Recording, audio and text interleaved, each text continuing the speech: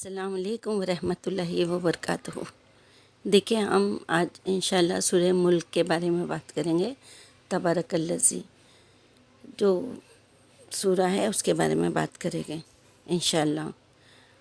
دیکھیے بہت موسٹلی ہمارے ساتھ ایسا ہوتا ہے کہ ہم کسی کا انتقال ہوتا ہے اور وہاں جاتے ہیں تو تب ہم کو لوگ بولتے ہیں کہ تبارک پڑھو، کوئی 41 ٹائم ایسے کچھ پڑھنے کے لیے بولتے ہیں، سب لوگ مل کے پڑھتے ہیں، آپ اتنا پڑھو میں اتنا پڑھوں گی۔ تو ٹھیک ہے، یہ بات صحیح ہے کہ چلو ہم کہیں گئے ہیں، کوئی اور بات کرنے سے اچھا ہم لوگ تلاوت کرے، قرآن پڑھے، تسبیحات پڑھے، کلمہ درود پڑھے، مغفرت کی دعا مانگے جو گزر گئے ان کے لیے۔ لیکن یہ جو سورے ہیں وہ ہم کو ہماری حیاتی میں بھی پڑھنا چاہیے، نہ کہ ہمارے بعد دوسرے لوگ پڑھے۔ کوئی صحیح پڑھے گا، کوئی غلط پڑھے گا، کوئی بولے گا کہ میں نے 5 پڑھا 10 پڑھا، وہ پڑھا کے نہیں ہمیں نہیں پتہ۔ تو ہمیں اپنے لیے خود پڑھنا ہے، اور اس کی یہ بہت اہم سورہ ہے، اور نبی صلی اللہ علیہ وسلم نے اس کے بارے میں فرمایا۔ یہ جامع ترمذی کی روایت ہے کہ جابر رضی اللہ تعالیٰ عنہ فرماتے ہیں کہ آپ صلی اللہ علیہ وسلم اس وقت تک نہ سوتے تھے جب تک کہ سورہ سجدہ اور سورہ ملک نہیں پڑھتے تھے۔ سبحان اللہ۔ اور بھی وہ سورے پڑھتے ہوں گے، اور بھی بہت ساری عبادتیں کرتے ہوں گے، لیکن ان سورتوں کو معمول کے حساب سے پڑھتے تھے۔ تو جو آپ صلی اللہ علیہ وسلم کرتے تھے ہمیں بھی وہ کرنا چاہیے نا۔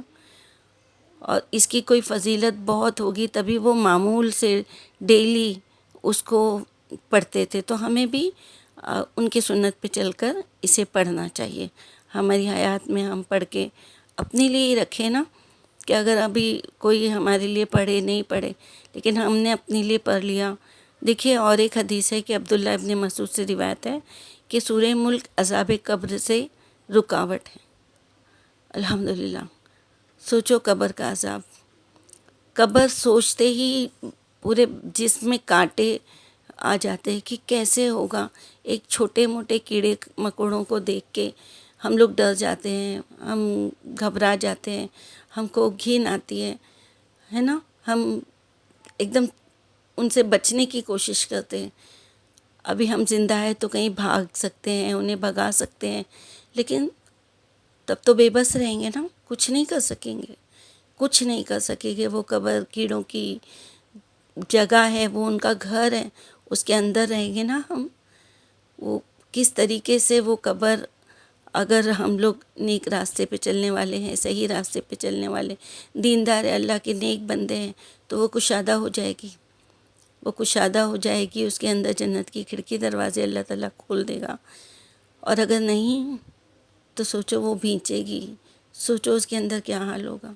اور اگر ہم ہماری حیات میں سورہ ملک روز رات کو ڈیلی پڑھا کریں تو وہ قبر کے عذاب سے ہمیں اللہ تعالیٰ نے آپ صلی اللہ علیہ وسلم نے فرمایا ہے کہ وہ قبر کے عذاب سے رکاوٹ کرے گی۔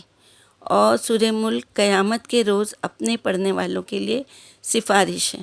دیکھیے پہلے تو قبر، پھر قبر کے بعد ہمیں قیامت کے دن اٹھایا جائے گا، جو بھی قبر میں ہے، جو ہے حیات ہے، سب کو اٹھا کے اکٹھا کیا جائے گا۔ پھر قیامت کا عذاب، قیامت کی مشکلات، قیامت کے حساب کتاب، اس وقت ہمیں اتنی ضرورت ہوگی نیکیوں کی، عبادتوں کی، صدقہ خیرات کی۔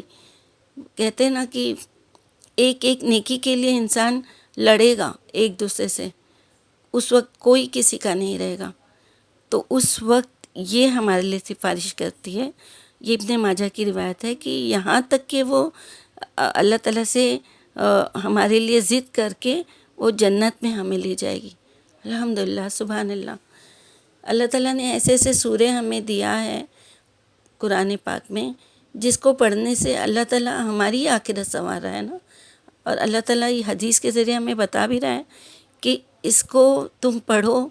آپ صلی اللہ علیہ وسلم کی حدیث سے پتہ چل رہا ہے کہ آپ پڑھتے تھے، اور آپ جو بھی کرتے تھے وہ ہمارے لیے سنت ہو جاتا ہے، ہمارے لیے ضروری ہو جاتا ہے۔ اور جو بھی ہم وہ سنت پہ عمل کریں گے اس کا اجر عظیم ہم کو اللہ تعالیٰ سبحانہ و تعالیٰ دے گا، اور وہ ہمیں قبر کے عذاب سے محفوظ رکھے گی۔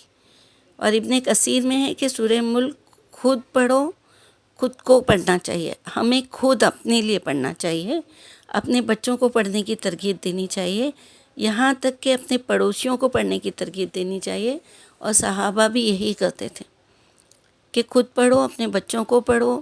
جس طرح سورہ واقعہ ہے، وہ روزی روزگار کے لیے وہ پڑھنے سے کبھی فاقہ نہیں ہوگا۔ ہر ہر سورے کی کوئی نہ کوئی فضیلت اللہ تعالیٰ نے دیا ہے، تو اس میں بھی یہی ہے کہ خود پڑھو، اپنے بیوی بیٹیوں گھر والوں کو بھی اس کی ترغیب دو۔ اسی طرح سورہ ملک کے بارے میں بھی ہے کہ خود پڑھو، اپنے بچوں کو بھی پڑھاؤ اور اپنے پڑوسیوں سے بھی کہو، مطلب اس کو پھیلاؤ، سب کو بولو، رشتہ داروں کو بولو۔ تو میں آج سوچ رہی تھی کہ میں آپ لوگوں کے ساتھ شیئر کرتی ہوں انشاءاللہ۔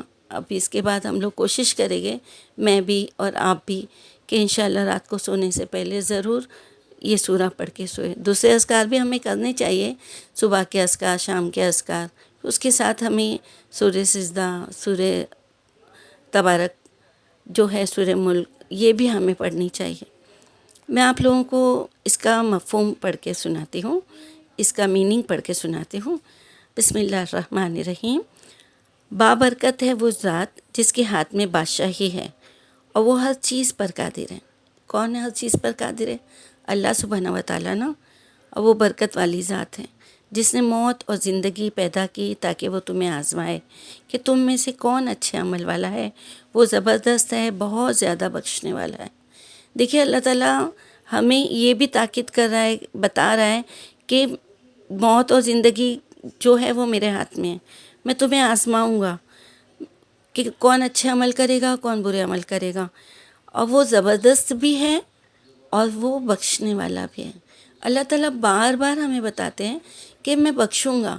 اگر تم سے کوئی گناہ سرزد ہو چکا ہے، تو اپنی غلطی ہو چکی ہے، تم معافی مانگو، پلٹ آؤ، میری طرف پلٹ آؤ، میں تمہیں بخش دوں گا۔ اس کے آگے ہے، جس نے بنائے 7 آسمان اوپر تلے، تم رحمان کے بنائے ہوئے کوئی خلل نہیں دیکھو گے۔ جو اللہ تعالیٰ نے بنایا اس میں ہم کوئی خلل نکال سکتے ہیں؟ کچھ نہیں۔ یہ آسمان، یہ 7 آسمان، اس کو پکڑے اٹھائے ہوئے ہیں فرشتے، کبھی آپ کو اس میں کوئی خلل، کوئی غلطی دکھائی دے گی؟ ہرگز نہیں۔ کتنے گیلیکسیز ہیں، کتنے ستارے ہیں، چاند، سورج، لیکن سب اپنے وقت پر ہے نا۔ تو یہ اللہ تعالیٰ کی قدرت ہے نا، اللہ تعالیٰ کی رحمت ہے نا۔ اس کے آگے ہے کہ پھر بار بار نگاہ ڈال کر دیکھو، نگاہ ناکام تھک کر تمہاری طرف واپس آ جائے گی۔ تم کتنی بھی کوشش کرو اللہ کے بناوٹ میں، خلق میں نقص نکالنے کی، لیکن تم تھک کر تمہاری نظریں واپس آ جائے گی۔ اس کے آگے ہے، اور ہم نے قریب کے آسمان کو چراغوں سے سجایا اور ہم نے ان کو شیطانوں کے مارنے کا ذریعہ بنایا۔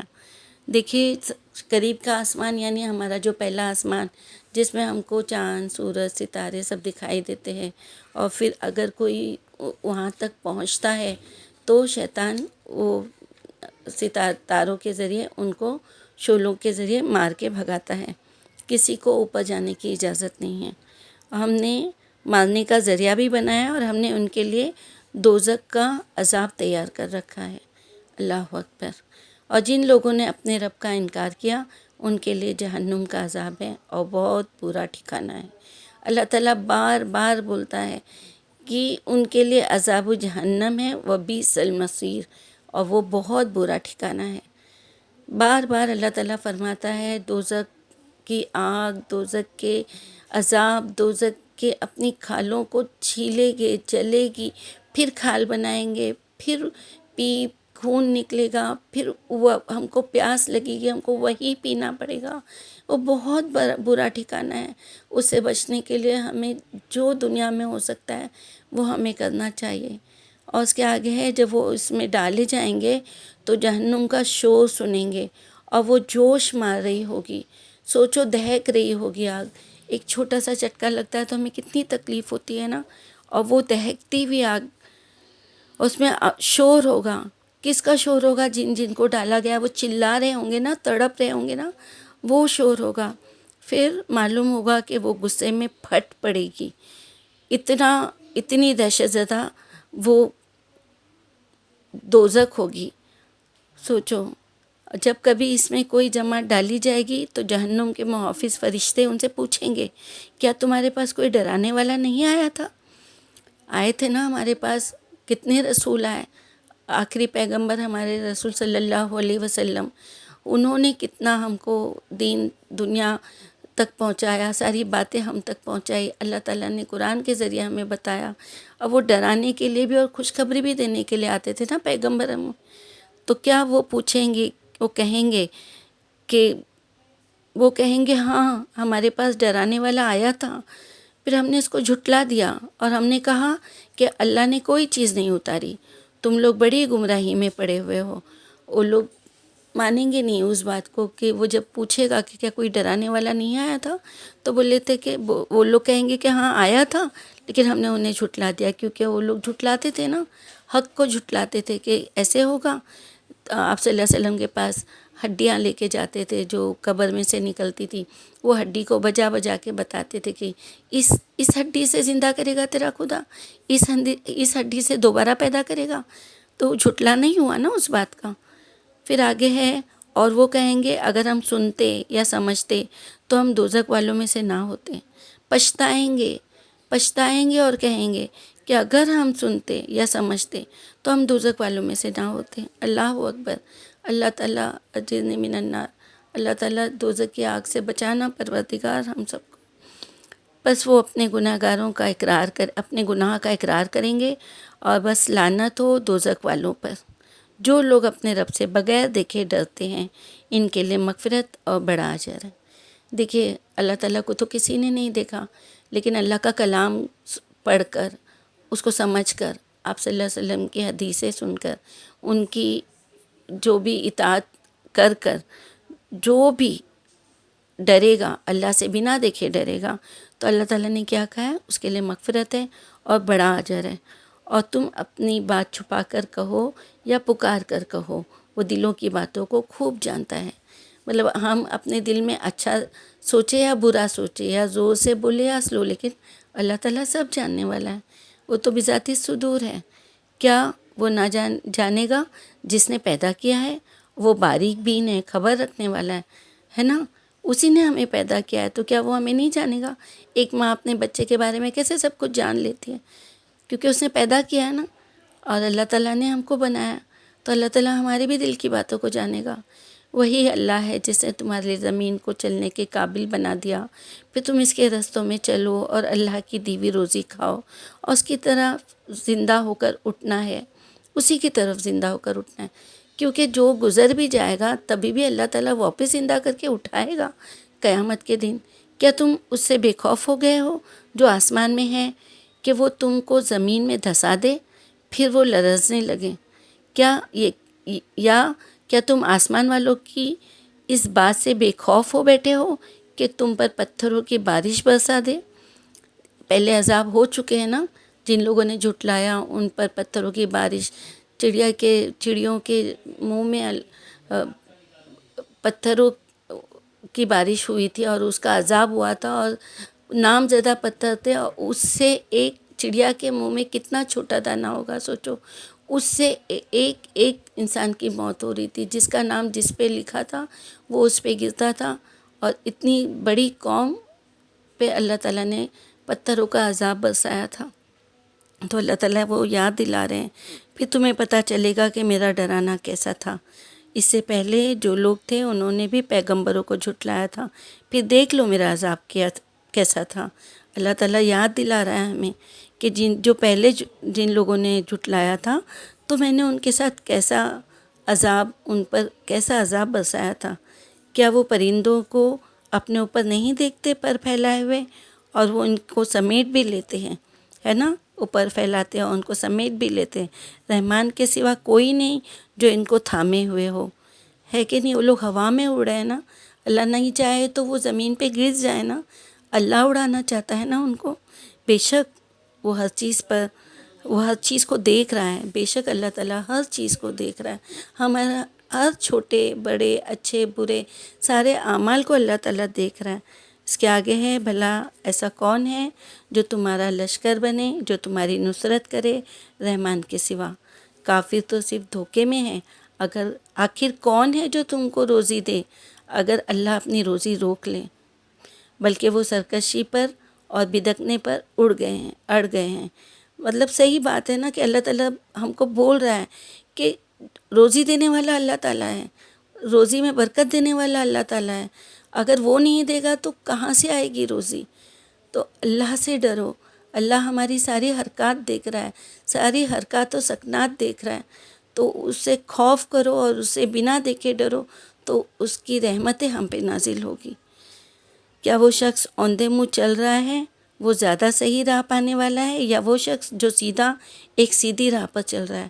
اللہ تعالیٰ فرما رہے ہیں کہ جو اوندھے منہ چل رہا ہے وہ زیادہ صحیح ہے، یا جو سیدھی راہ پہ چل رہا ہے؟ تو سیدھی راہ پہ چلنے والا ہی صحیح ہے نا۔ تو آپ صلی اللہ علیہ وسلم کو کہہ رہے ہیں کہ کہو وہی ہے جس نے تم کو پیدا کیا، تمہارے لیے کان اور آنکھ اور دل بنائے، تم لوگ بہت کم شکر ادا کرتے ہو۔ اور آپ صلی اللہ علیہ وسلم کہو کہ وہی ہے جس نے تم کو زمین میں پھیلایا اور تم اسی کی طرف اکٹھا کیے جاؤ گے قیامت کے دن۔ اللہ اکبر۔ اللہ تعالیٰ اس دن ہمیں آزمائش سے بچانا پروردگار۔ اور وہ کہتے ہیں کہ یہ وعدہ کب پورا ہوگا اگر تم سچے ہو؟ وہ لوگ آپ صلی اللہ علیہ وسلم سے پوچھتے ہیں، جب وہ آپ صلی اللہ علیہ وسلم ان کو کہتے تھے نا کہ تمہیں اکٹھا کیا جائے گا، پھر پیدا کیا جائے گا، تو وہ لوگ سوال کرتے تھے، کیا کرتے تھے کہ یہ وعدہ کب پورا ہوگا اگر تم سچے ہو؟ تو پھر آپ صلی اللہ علیہ وسلم کو اللہ تعالیٰ فرما رہے ہیں کہ کہہ دو کہ یہ علم صرف اللہ کے پاس ہے، میں صرف کھلا ہوا ڈرانے والا ہوں، میں صرف ڈرانے والا ہوں۔ بس جب وہ اس کو قریب آتا دیکھیں گے، جب وہ قیامت کو قریب آتا دیکھیں گے تو ان کے چہرے بگڑ جائیں گے جنہوں نے انکار کیا، اور کہا جائے گا کہ یہی ہے وہ چیز جس کو تم مانگتے تھے نا کہ بتاؤ کب آئے گا عذاب، کب آئے گا عذاب؟ تو جب وہ عذاب آئے گا تب ان کے چہرے بگڑ جائیں گے اور ان سے پوچھا جائے گا کہ یہی ہے وہ جس چیز کو تم مانگا کرتے تھے۔ پھر آپ صلی اللہ علیہ وسلم سے اللہ تعالیٰ فرماتا ہے کہ اے پیارے نبی صلی اللہ علیہ وسلم، ان سے کہو کہ ذرا یہ بتلاؤ کہ اگر اللہ مجھے اور میرے ساتھیوں کو ہلاک کر دے یا ہم پر رحم فرما دے تو ان دونوں صورتوں میں کافروں کو دردناک عذاب سے کون بچائے گا؟ کہو وہ رحمان ہے، ہم اس پر ایمان لائے، اسی پر ہم نے بھروسہ کیا، پسند قریب تم جان لوگے کہ کھلی ہوئی گمراہی میں کون ہے۔ کہو کہ بتاؤ اگر تمہارے پانی نیچے اتر جائے تو کون ہے جو تمہارے لیے صاف پانی لے آئے گا؟ ہے نا، اللہ تعالیٰ نے ہمارے لیے آسمان سے بھی پانی کا بندوبست کیا ہے، زمین سے بھی پانیوں کا بندوبست کیا ہے۔ صدق اللہ العظیم۔ یہ سورہ یہاں پہ اس کی میننگ ختم ہو جاتے ہیں، پورے ہو جاتے ہیں، کمپلیٹ ہو جاتے ہیں۔ اور بس مجھے آپ لوگوں کو اس سورے کے ذریعے یہ بتانا تھا کہ ہمیں اپنی آخرت تو ہم سوچتے ہی ہیں، لیکن شروعات تو قبر سے ہوگی نا۔ تو قبر کے عذاب، پھر اس کے بعد کے عذاب، پھر برزخ، پھر اس کے بعد قیامت، تو اللہ تعالیٰ نے ہمارے لیے بہت آسان کیا ہے اور حدیثوں کے ذریعے ہمیں بتایا کہ قیامت کے دن رسوا نہیں ہوگے۔ اللہ میں تمہیں رسوا ہونے نہیں دوں گا، تم یہ سورہ پڑھو اس کی یہ فضیلت ہے، تم یہ سورہ پڑھو اس کی یہ فضیلت، تم یہ پڑھو اس کی یہ فضیلت ہے۔ اگر ہم اس کو پڑھتے رہے اپنا وقت نکال کر، ہر قرآن کے ہر آیتوں کو وقت نکال کر، کسی دن یہ، کسی دن وہ، کسی دن یہ، لیکن تبارک الذی اگر آپ صلی اللہ علیہ وسلم ڈیلی معمول تھا تو ہم کو بھی ہمارا روٹین بنا لینا چاہیے۔ اور 30 آیتیں زیادہ بڑی سورہ نہیں ہے، تو ہم اگر بار بار پڑھتے رہے تو ہمیں انشاءاللہ وہ زبانی یاد ہو جائے گی۔ تو ہمیں بچوں کو بھی، کیونکہ ہم خود دوزخ میں نہیں جانا چاہتے تو کیا ہم اپنے بچوں کو ڈالنا چاہیں گے؟ نہیں نا۔ جیسے ہمارے رشتہ دار ہم کو پسند ہے، ہمارے ماں باپ ہم کو پسند ہے نا، ہم چاہیں گے نا کہ جنت میں وہ سب ہمارے ساتھ رہے اور کسی کو قبر کا عذاب نہیں ہو، کسی کو کوئی دکھ نہیں پہنچے، جنت میں سب ایک ساتھ ویسے ہی ملے جیسے دنیا میں ملتے ہیں، ہے نا، دنیا سے ہمارا کوئی بچھڑ جاتا ہے، ہم بہت دکھی ہوتے ہیں، ایسا لگتا ہے کہ اب وہ کبھی نہیں ملے گا، لیکن انشاءاللہ وہ ضرور ملے گا۔ اگر ہم نیکی کریں گے، ہم نیک راستے پہ چلیں گے، اللہ تعالیٰ ہم سے راضی ہو جائے گا۔ اللہ اگر اس سے راضی ہوا تو ہم جائیں گے جنت میں، تو ہم اللہ سے کہہ پائیں گے نا کہ اللہ تعالیٰ ہمارے شوہر ہے، ہمارے اولاد ہے، ہمارے بچے ہیں، اللہ ان کو ہمارے پاس ہمارے اونچے درجے پہ دے کے آ۔ اللہ ضرور سنے گا انشاءاللہ تعالیٰ، وہ ہمارے لیے دعا کرے گے نا، ہمارے ماں باپ ہم کو چاہیے رہے گے نا، ہمارے سارے بھائی بہن رشتہ دار ہم کو چاہیے رہے گے نا۔ جیسے دنیا میں سب ملتے ہیں تو کتنی خوشی ہوتی، جنت میں اس طرح مل بیٹھ کے ہم بات کریں گے، کتنا اچھا لگے گا۔ بس اسی طرح اللہ تعالیٰ ہمیں قبر کے عذاب سے بچائے، جہنم کے عذاب سے بچائے، ہمیں ہدایت دے، ہمیں نیک توفیق دے کہ ہم اس برے عذاب سے بچیں۔ اللہ تعالیٰ ہمیں اس کی ہدایت و توفیق دے کہ ہم اسے ڈیلی پڑھیں اور صحیح طریقے سے پڑھیں، اور اللہ سے دعا کرے، اللہ سب کی دعاؤں کو قبول فرمائے، ہمارے سارے گناہ عذاب سب اللہ تعالیٰ ختم کر کے ہم کو جنت والوں میں شامل کر دے، وہ بھی جنت الفردوس میں جگہ عطا فرمائے۔ ہمارے مرحوم جو گزر گئے ہیں اللہ تعالیٰ ان کو بھی جنت الفردوس دے، اور اللہ تعالیٰ ہم کو جنت الفردوس کے راستے پہ چلنے والا بنائے۔ آمین یا رب العالمین۔ السلام علیکم ورحمۃ اللہ وبرکاتہ۔